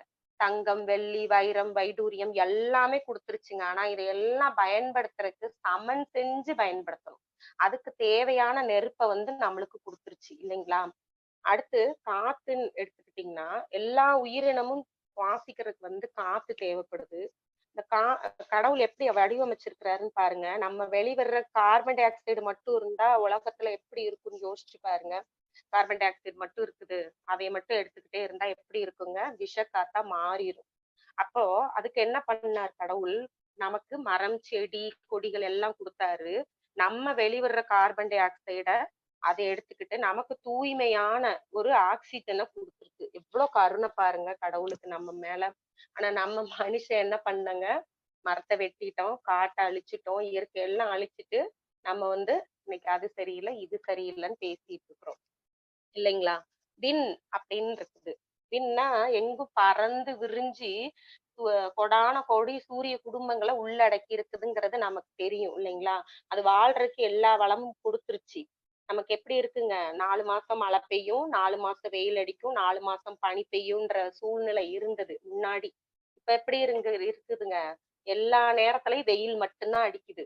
மழைங்கிறது ஏதோ ஒரு சில நேரங்கள்ல இருக்குது, பனிங்கிறதும் ஒரு சில நேரங்கள்ல மட்டும்தான் இருக்குது. ஏன்னா நம்ம காத்தை மாசுபடுத்திட்டோம், நிலத்தை மாசுபடுத்திட்டோம், நீரை மாசுபடுத்திட்டோம். அப்ப மேல இருக்கிற ஓசோன் மண்டலமும் என்ன ஆயிருச்சுங்க, ஓட்டையாயிருச்சு. அப்போ அதனாலதான் இந்த இயற்கை சீற்றங்கள்லாம் வருதுன்னு சொல்லிட்டு சொல்றாங்க. அப்ப என்ன பண்ணலாம் இதுக்கு அப்படின்னு பாத்தீங்கன்னா, அமைதியா வாழ்றதுக்கு என்ன எண்ணம் நமக்கு இருக்கணும் அப்படிங்கிறத மட்டும் யோசிச்சு இருந்தா மட்டும்தான் இந்த அமைதி நமக்கு கிடைக்கும்னு சொல்லி நம்ம மகரிஷி சொல்றாருங்க. மனிதனே நம்மளோட செயல்களை திருத்தி தனக்கும் சமுதாயத்துக்கும் அமைதியை ஏற்படுத்தி கொடுக்கலைன்னா, இயற்கை உலக மக்களுடைய எண்ணிக்கையை குறைக்கிறதுக்காக மனிதனை திருத்த வேண்டிய ஒரு நிலைக்கு தள்ளப்படுது. அப்பதான் இந்த இயற்கை சீற்றங்கள்லாம், புயலோ, வெள்ளமோ, பூகம்பமோ எல்லாமே ஏற்படுதுன்னு சொல்லி சொல்றாங்க. அதுக்கு ஒரு சின்ன கவி, நம்மளுடைய மகரிஷியினுடைய கவி ஒண்ணு எடுத்துக்கலாங்க. இரும்பென்ற உலோகம் விதி விளைவாய் கொண்டால் எண்ணற்ற ஆயுதங்கள் மதியின் ஆற்றல். கரும்பு விதி விளைவானால் வெள்ளக்கட்டி கற்கண்டு மதி விளைவாம். மழையால் தோன்றும் பெருவெள்ளம் விதி என்றால் அணைகள் கால்வாய் பேசுதற்கு மதியாம். பகுத்தாராய தரும் விடைகள் அனைத்தும் மதியாகும், மதிக்கு மூல தத்துவமே விதியாகும் தரம் உணர்வீர் அப்படின்னு ஞானக்களஞ்சியத்துல நம்ம வேதாத்ரி மகரிஷி கூறியிருக்கிறாருங்க. என்ன சொல்லியிருக்கிறாருங்க, எல்லாத்துக்கும் காரணம் மதிய வேலை செய்யறதுக்கு காரணமே விதிதான் சொல்லியிருக்கிறாரு இல்லைங்களா? இதுக்கு ஒரு சின்ன கதை ஒண்ணு பாக்கலாங்க. நிறைய பேர் கேட்டிருப்பீங்க, இருந்தாலும் இந்த நேரத்துல அந்த இடத்துக்கு அது தேவைப்படுதுங்க. ஒரு காட்டு பாதையில ஒரு வழிபோக்கர் நடந்து போய்கிட்டு இருக்கிறாருங்க. மழை வந்ததுங்க. வரவும் பாத்தீங்கன்னா ஒரு கோவில் மண்டபத்துல ஒதுங்குறாரு. அதுக்கு முன்னாடியே இவர் போறதுக்கு முன்னாடி ஒரு 2 பேர் அந்த மண்டபத்துல இருக்கிறாங்க. 3 பேர் தங்கி இருக்கிறாங்க. 3ஆவதா வந்தவருக்கு திடீர்னு பசி ஏற்படுதுங்க. அப்ப அவருக்கு சொல்றாரு, எனக்கு பசிக்குது, ஏதாவது சாப்பிட இருந்தா தாங்கன்னு கேக்குறாரு. அப்ப முதலாவதா ஒருத்தர் சொல்றாரு, என்கிட்ட 5 ரொட்டி இருக்குதுன்னு சொல்றாரு. 2ஆவதா இருக்கிறவர் என்கிட்ட 3 ரொட்டி இருக்குதுன்னு சொல்றாரு. இத வச்சு என்ன பண்றது அப்படின்னு கேக்குறாங்க. 3ஆவது ஒரு சொல்றாரு, நான் வேணா இதுக்கு தீர்வு சொல்லட்டுமா அப்படின்னு. தேவை யாருக்கு இருக்கோ அவங்கள்ட்டதான் தீர்வு கிடைக்கும்னு சொல்லுவாங்களாமா. அப்ப 3ஆவதா இருக்கிறவர் என்ன சொல்றாரு, நீங்க உங்ககிட்ட இருக்கிற ரொட்டிகளை எல்லாம் 3 பங்கா பிரிங்க. அப்ப உங்ககிட்ட 5 ரொட்டியை 3ஆ பிரிச்சீங்கன்னா 15 ரொட்டி வந்துரும். உங்ககிட்ட இருக்கிற 3 ரொட்டியை பிரிச்சீங்கன்னா 9 ரொட்டியா வந்துரும். ஆக மொத்தம் 24 ரொட்டி கிடைச்சிருது. ஆளுக்கு 8 ரொட்டி வீதம் நம்ம 3 பேர் பங்கிட்டு சாப்பிடலாம்னு சொல்றாங்க. 3 பேர் சாப்பிட்டு படுத்து தூங்கிட்டாங்க. காலையில விடிஞ்சிருச்சுங்க. 3வது வந்தவர் வந்து என்னோட பசிக்கு நல்ல உணவு தந்தீங்க, ரொம்ப சந்தோஷம், ரொம்ப நன்றிங்க அப்படின்னு சொல்லிட்டு ஒரு 8 தங்க காசை வந்து அவருக்கு கொடுத்துட்டு நீங்க 2 பேரும் சமமா பிரிச்சுக்கோங்கன்னு சொல்லிட்டு போயிடுறாரு. அப்போ 1ஆமவர் வந்து 2ஆமவர்கிட்ட வந்து குடுக்குறாரு அந்த காசை. குடுத்துட்டு நீ 3 காசு எடுத்துக்கோ, நான் 5 காசு எடுத்துக்கிறேன் அப்படின்னு சொல்லி சொல்றாரு. அப்ப 2ஆமவர் சொல்றாரு, அது எப்படிங்க, எனக்கு தானே சரிசமமா தானே பிரிக்க சொன்னாரு. நீங்க வந்து 5 இருந்து நீங்க குடுத்தது ஒண்ணும் பெரிய விஷயம் கிடையாது. நான் 3 இருந்து நான் குடுத்ததுதான் பெரிய விஷயம். கம்மியா இருக்கும்போது நான் வந்து அதை பங்கிடுறதுக்கு சம்மதிச்சேன் பாத்தீங்களா, அப்ப எனக்கும் வந்து சரிசமமா வேணும்னு சொல்றாரு. 2 பேருக்குள்ளேயும் சண்டை வந்துருது. சரி, இதை அரசவைக்கு கொண்டு போய் சொல்லிடலாம் அப்படின்னு சொல்லிட்டு போறாங்க. அங்க போய் தீர்த்துக்கலாம் அப்படின்னு போறாங்க. போனா அரசன் கிட்ட சொன்னா அரசரே குழம்பி போயிட்டாரு. சரிங்க, இதுக்கு நாளைக்கு நான் பதில் சொல்றேன்னு சொல்லி போயிட்டாரு. நைட் எல்லாம் தூக்கம் வரல அவருக்கு. என்ன பண்றது, இது என்னடா கதை, நமக்கு எப்படி தீர்ப்பு சொல்றதுன்னே தெரியலையே அப்படின்னு சொல்லிட்டு அவர் தூங்கிடுறாரு. எப்படியா அசந்து தூங்கும்போது கடவுள் வந்து கனவுல வந்து அவருக்கு விடை கொடுக்குறாரு. அப்ப மறுநாள் அரசவைக்கு வந்து அவரு அந்த 2 பேரையும் கூப்பிட்டு வச்சு சொல்றாரு, நான் இதுக்கு வந்து தீர்ப்பு சொல்றேன்ப்பா அப்படின்னு சொல்லிட்டு. அப்போ 1ஆமவருக்கு வந்து 7 தங்க காசும் 2ஆமவருக்கு வந்து 1 தங்க காசும் கொடுக்குறபடி தீர்ப்பு கொடுத்துட்டாரு. அப்ப இந்த 2ஆமவருக்கு பயங்கர கோபமாயிருச்சு. அவர் என்ன சொல்றாரு, இது என்ன அநியாயம் அரசரே, நீங்க எப்படி சொல்ல போச்சு, நான் அவர்கிட்டயே பிரிச்சிருந்தாவது எனக்கு 3 தங்க காசு கிடைச்சிருக்கும், நீங்க என்ன 1 தான் கொடுக்குறீங்க அப்படின்னு சொன்னா, அப்பா இது நான் போட்ட கணக்கு இல்ல, கடவுள் போட்ட கணக்கு இது வந்து, நீ எவ்வளவு கொடுத்திருக்கிறியோ அதுதான் அப்படின்னு சொல்லிட்டு சொல்லியிருக்கிறாரு. எப்படி அதை பிரிச்சாரு அப்படின்னு பாத்தீங்கன்னா, 15 ரொட்டியில அவர் 8 துண்டா 3 துண்டா 5 ரொட்டிய வந்து 3 துண்டா போட்டதுல 15 ரொட்டி வந்துச்சு. அப்ப அவரு 7 தானமா கொடுத்துட்டு 8 ரொட்டிய அவர் எடுத்துக்கிட்டாரு. இவர் 3 ரொட்டிய பிரிச்சதுல 9 ரொட்டியா வந்ததுல 1 மட்டும் தான் கொடுத்தாரு. அப்ப 7 ரொட்டி கொடுத்தவருக்கு 7 தங்க காசு, 1 ரொட்டி கொடுத்தவருக்கு 1 தங்க காசுன்னு சொல்லிட்டு கடவுள் என்னை இப்படித்தான்ப்பா பிரிச்சு கொடுக்க சொன்னாருன்னு சொல்லி அரசர் சொல்றாரு. இப்படித்தாங்க நம்ம செய்யற ஒவ்வொரு செயலைக்கும் பாத்தீங்கன்னா சரி விகிதமா நமக்கு தேவை, நான் இழந்ததையெல்லாம் கொடுக்கணும்ன்ற அவசியம் இல்லை. நான் என்ன, எனக்கு எது சரி விகிதமா நான் இழந்திருக்கேங்கிறது நமக்கு தெரியாது, கடவுளுக்கு மட்டும்தான் தெரியும். அவரு அதை வந்து திருப்பி நம்மளுக்கு வந்து கொடுத்துக்கிட்டேதான் இருக்கிறாரு. சரி, எப்பதாங்க நம்ம அப்ப கடவுளோட கணக்குப்படி வாழ முடியும் அப்படின்னு பாத்தீங்கன்னா, விதின்ற இறையாற்றலை வந்து மதிதான் செயல்படுத்துதுன்னு சொல்றாங்க. அப்ப இந்த மதியினுடைய துணை கொண்டு விதியோட வழிவறிந்து அறிவுடைமையா செயல்படுறதுதான் இதுக்கு வந்து தீர்வுன்னு சொல்றாங்க. இப்படி வாழ்ந்தவங்க எல்லாம் யாருன்னு பாத்தீங்கன்னா, மகான்கள், ரிஷிகள், ஞானிகள் அவங்கதான் வாழ்ந்திருக்கிறாங்க. எப்படிங்க அவங்க எல்லாம் வாழ்ந்தாங்க? அப்ப இறைநிலையோட ஒன்றி ஒன்றி எப்படி தோய்ந்து மன அலைச்சூழலை குறைச்சாங்க. அப்ப நம்மளுக்கு வந்து மகரிஷி எப்படி சொல்லி கொடுத்திருக்கிறாருங்க, நம்மளுடைய அகத்தவங்கள் நிறைய சொல்லி கொடுத்திருக்கிறாங்க. நம்மளாலையும் என்னம்மா வாழ்க வளமுடன். டைம் நம்மளும் ஆயிடுச்சு, இன்னும் 1 நிமிஷம் 2 நிமிஷத்துல கம்ப்ளீட் பண்ணிக்கலாங்கம்மா. முடிச்சுட்டேங்கம்மா நானு. சரி, நம்மளும் வந்து நம்மளுடைய அகத்தவைத்தினை ஒவ்வொரு கட்டத்திலையும் செஞ்சு செஞ்சு செஞ்சு நம்மளுடைய மன அலைச்சூழல் வேகத்தை குறைச்சி இயற்கையோடு இணைந்த வாழ்வினை வாழ்வதற்கு ஒரு சிறு முயற்சி அனைவரும் எடுத்துக்கொள்வோம் என்று கூறி, இந்த அருமையான வேளையிலே எனக்கு வாய்ப்பளித்த அனைத்து நல்லுள்ளங்களுக்கும் நன்றியினையும் வாழ்க வளமுடன் என்ற வாழ்த்தினையும் கூறிக்கொண்டு என்னுடைய சிந்தனையை நிறைவு செய்கிறேன். வாழ்க வளமுடன். வாழ்க வளமுடன் அம்மா, வாழ்க வளமுடன். துணை பேராசிரியர் ரவீனா அம்மா அவர்களின் சிந்தனை உரைக்கு வாழ்த்துரை வழங்க பேராசிரியர் காயத்ரி அம்மா அவர்களை அன்போடு அழைக்கிறோம். வாழ்க வளமுடன் அம்மா. வாழ்க வளமுடன்மா. ஆண்டவன் போட்ட கணக்கு. துணை பேராசிரியர் பிரவீனா அம்மா அவர்கள் அழகா பேசுனீங்கம்மா. கடவுள் நம்மளுக்கு என்ன கணக்கு போட்டு வச்சிருக்கிறாருன்ட்டு மேத்தமேட்டிக்ஸ் டீச்சர் மாதிரியே பேசிட்டீங்கம்மா. ரொம்ப சந்தோஷம். இறைவன் தான் இயற்கை நீதி தவறு செய்யாது, சமுதாய நீதி தான் தவறு செய்யும். கரெக்டா சொன்னீங்கம்மா. இயற்கை வந்து எப்பவுமே தவறு செய்யாது. 1வது அறிவுல இருந்து 5வது அறிவு வரைக்கும், முதல் அறிவிலிருந்து இயற்கையின்படிதான் வாழுது. மனிதன் தான் 6வது அறிவு படைத்த மனிதன் தான் தவறு செய்கிறான். அவன் தான் வந்து எல்லாத்தையும் கெடுத்து வச்சிருக்கிறான் அப்படிங்கறத அழகா சொன்னீங்க. இயற்கை கொடுத்து காப்பாத்தும், இயற்கை கெடுத்தும் காப்பாத்தும். அது அழகா இருந்துச்சுங்கம்மா அந்த வார்த்தை எல்லாமே. எண்ணம், சொல், செயல் அது பதிவாகுது, அது விளைவா செயல்படுது அப்படிங்கறதையும் அழகா சொன்னீங்க. செயல் செய்வது மனிதன், அதற்கு விளைவாக வருவது இறைவன் இறைவன். அப்படிங்கறதையும் சொன்னீங்க ஏம்மா. சரிங்க. ஆமாங்கம்மா. மனிதன் மூளை நாட்டையே அழிக்கிற அளவுக்கு கெடுத்து விட்டோம் மனிதனுடைய மூளை. கரெக்டா மூளை. சொன்னீங்க. நிலத்தை மாசுபடுத்துனாங்க, நீரை மாசுபடுத்துனாங்க, காற்றை மாசுபடுத்துனாங்க. காற்று வந்து ஆக்சிஜனே இல்லாம கார்பன் டை ஆக்சைடா இருந்தா எப்படி இருக்கும் அப்படிங்கறதையும் யோசிச்சு பார்த்தாலே முடியாத நிலைமைங்கம்மா அதெல்லாம். யோசிச்சு கண்டிப்பாங்கம்மா. பாருங்க, கார்பன் டை ஆக்சைடா இருந்துச்சுன்னா எப்படி இருந்துச்சு. இருக்குங்க. ஆக்சிஜன் கண்டிப்பாங்க. எத்தனை சிலிண்டர் வாங்கி வாங்கி மூட்டை கணக்குல நம்ம முதுகில் மாட்டிட்டு சுமக்கணும் இல்லைங்களா? அப்பதான் வந்து நீங்க ஆமாங்க. சொல்றது கரெக்ட் தாங்கம்மா. டெல்லியில வந்துட்டு காற்று வந்துட்டு வித்துட்டு இருந்தாங்க. ஆமாங்க. 1 மணி நேரத்துக்குங்க காற்றோடைய விலை ம். பாத்தீங்கன்னா நம்ம உள்ள போய் புடிச்சிட்டு வந்துக்கிறதுங்க. 300 வந்துக்கிறது. ரூபாய்ங்க சரி. 1 மணி நேரத்துக்கே. 1 மணி எத்தனை அடேங்க. காத்து போய் நம்ம காற்று மாசுபட்டுருச்சு இல்லைங்க இங்க டெல்லியில. ஆமா.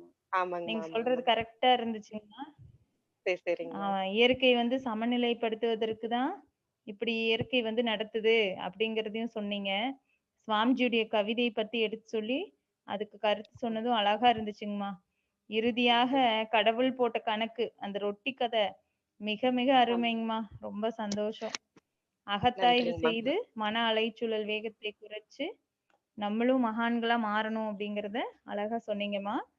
ஆண்டவன் நன்றிங்க. போட்ட கணக்கு என்று நீங்க ஒரு சொன்ன கணக்கு ரொம்ப அழகா இருந்ததுங்கம்மா. துணை பேராசிரியர் பிரவீனா அம்மா அவர்கள் வாழ்க வளமுடன். துணை பேராசிரியர் பிரவீனா அம்மா அவர்கள் வாழ்க வளமுடன்மா. நன்றிகளும் வாழ்த்துக்களுங்கம்மா. வாழ்க வளமுடன். வாழ்க வளமுடன்ங்கம்மா. ரொம்ப நன்றிங்கம்மா.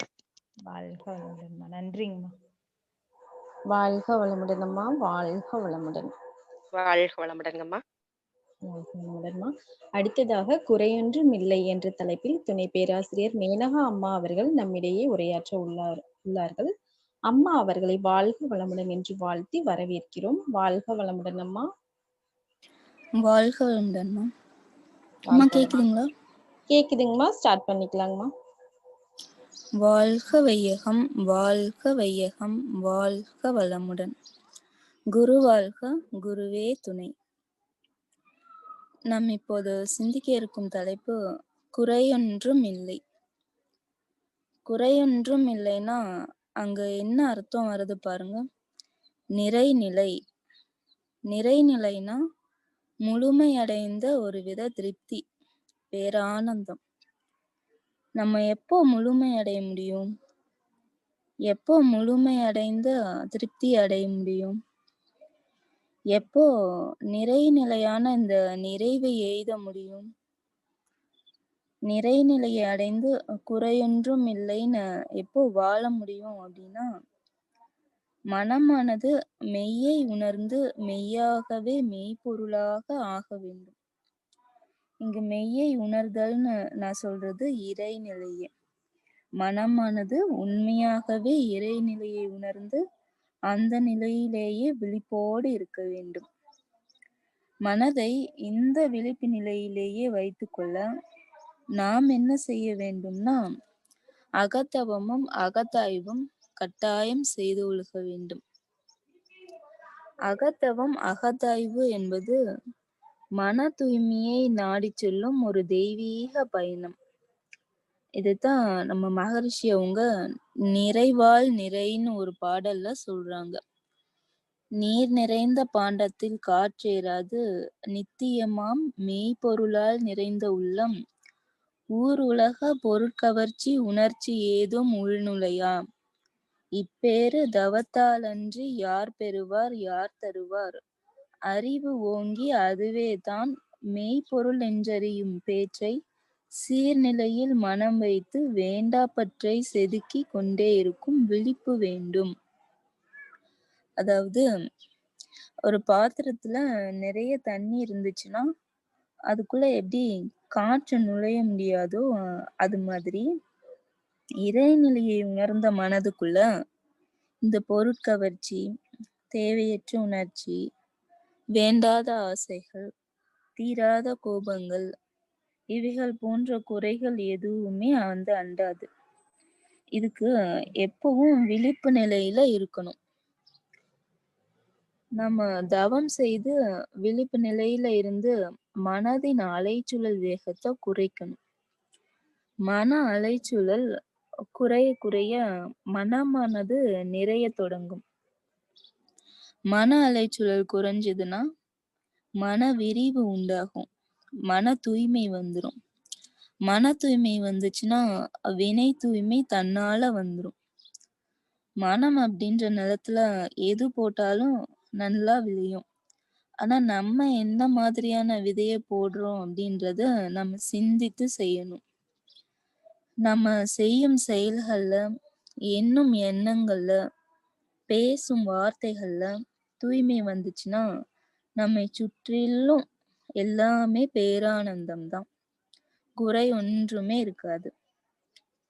மனமானது சுருங்கி போய் எல்லை கட்டிய நிலையில இருக்கும்போதுதான் இந்த இன்பம் துன்பம், அது சிறியது இது பெரியது, நட்டம் லாபம், குற்றம் குறை இதெல்லாம் பார்க்க தோன்றும்.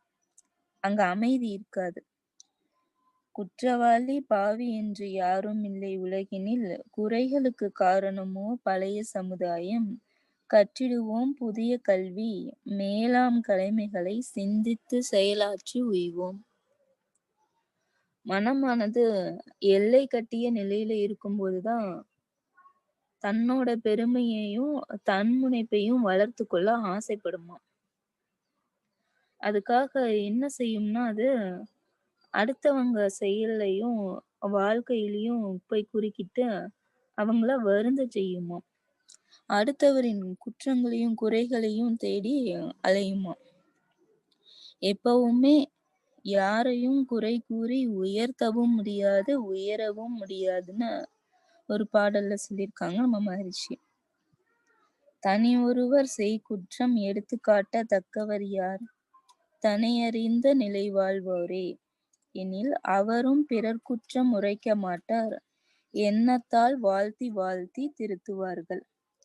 இனி பல பேர் இணைந்த பெரும் சபை நோக்கத்தை இழித்து பழித்து குறைகள் கூறும்போது கனியுடைய பலர் மனமும் வருந்த நேரும், கர்மத்தின் விளைவாம் சிந்திப்பீரே. பெரிய இடத்துல சின்ன பொருளை வைக்க முடியும், பெரிய இடத்துல சின்ன பொருளை வைக்க முடியும். ஆனா சின்ன இடத்துல பெரிய பொருள் எதுவும் வைக்க முடியாது இல்லையா. அது போல எல்லை கட்டிய குறுகிய மனநிலையில் எந்த பரந்த சிந்தனையும் சிறந்த பரம்பொருளுமே நிறையாது. ஒருவருடைய குற்றத்தை யார் எடுத்து காட்டணும் அப்படின்னா தன்னை அறிந்து தன்னிலையை அறிந்து வாழ்பவரே. அப்படி தன்னிலை உணர்ந்து வாழ்றவங்க மற்றவங்க குற்றத்தை சொல்ல மாட்டாங்க. பிறர் குற்றத்தை பெரிதுபடுத்தாமையும் பொறுத்தலும் மறத்தலும் அமைதிக்கு வழியாகும் என்பதை உணர்ந்தவங்க அவங்க என்ன செய்வாங்கன்னா எண்ணத்தாலேயே வாழ்த்தி வாழ்த்தி திருத்துவாங்க. குறைன்னு ஒண்ணு எங்கேயுமே எப்போதுமே யாரிடமுமே கிடையாது. எல்லாம் நாம் பார்க்கும் முறையில் தான் உள்ளது. திருமூலர் சொல்வாரு, மரத்தில் மறைந்தது மாமத யானை, மரத்தை மறைத்தது மாமத யானை, பரத்தில் மறைந்தது பார்முதல் பூதம், பரத்தை மறைத்தது பார்முதல் பூதம். அதாவது என்ன சொல்றாங்கன்னா, ஒரு மரத்தாலான யானை பொம்மை இருக்கு, அது ஒரு மரப்பொருள் அப்படின்னு பார்த்தோம்னா அங்கு யானை மறைந்து நின்னுக்கும். அத ஒரு யானையின் சொரூபமாக பார்த்தோம்னா அங்கு மரம் மறைந்து போகும். பரத்தில் மறைந்தது பார்முதல் பூதம், பரத்தை மறைத்தது பார்முதல் பூதம். இந்த உலகத்திலையும் உலகம் முழுக்க விரிஞ்சு இருக்கிற ஒவ்வொரு பொருளையும் பரம்பொருள் நிறைஞ்சு இருக்கு. ஒவ்வொன்றையும் பொருளாக மட்டும் பார்த்தா அங்கு பரம்பொருள் மறைஞ்சு நின்னுக்கும். எல்லாவற்றையும் பரம்பொருளாக பார்த்தால் பொருட்கள் மறைஞ்சு போயிடும்.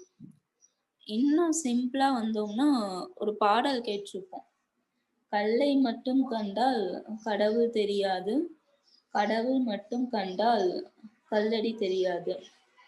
மனம் விரிந்த நிலையில் மனவிரிவு கொண்டு பார்க்கும்போது எல்லாம் நிறைவாகவே தெரியும். தசரத சக்கரவர்த்தி ஒரு நாள் வேட்டையாட காட்டிற்கு போறாங்க. அங்க நதிக்கரையில ஒருவர் தண்ணி எடுத்துட்டு இருக்காங்க. அவர் தண்ணி எடுக்கிற சவுண்டு கேட்டு இவர் ஏதோ மிருகம் தான் வந்து தண்ணி குடிச்சிட்டு இருக்கு அப்படின்னு நினைச்சுட்டாரு. செடிகள் எல்லாம் மறைச்சிட்டு இருக்கு, அதனால அவருக்கு தெரியல சரியா.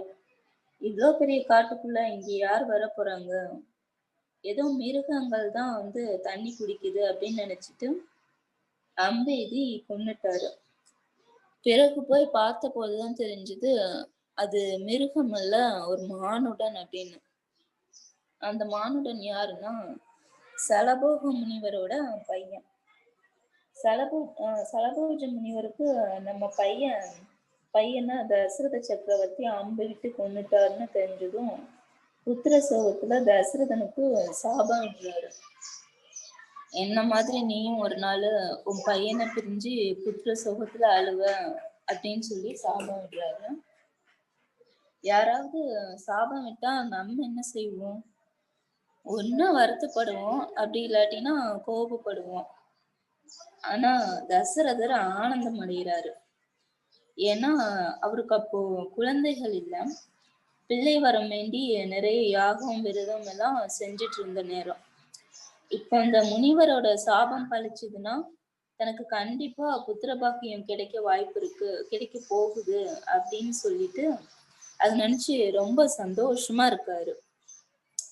அதனால எல்லாத்தையுமே நம் மனம் எப்படி பார்க்கிறது அப்படின்றத பொறுத்தது.